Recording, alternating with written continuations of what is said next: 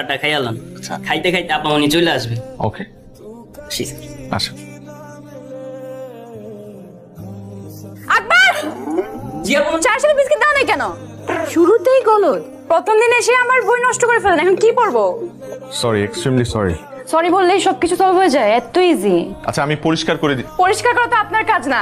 আকবর জি আপা। যা পড়ান। এখন কি করব? পড়াবেন। হ্যাঁ ঠিক আছে।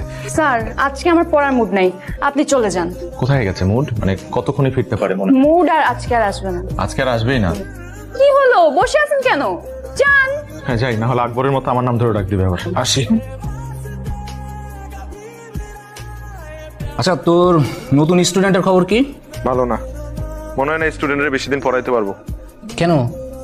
2 দিন হয়ে গেছে, এখনো বই খুলতে পারি নাই।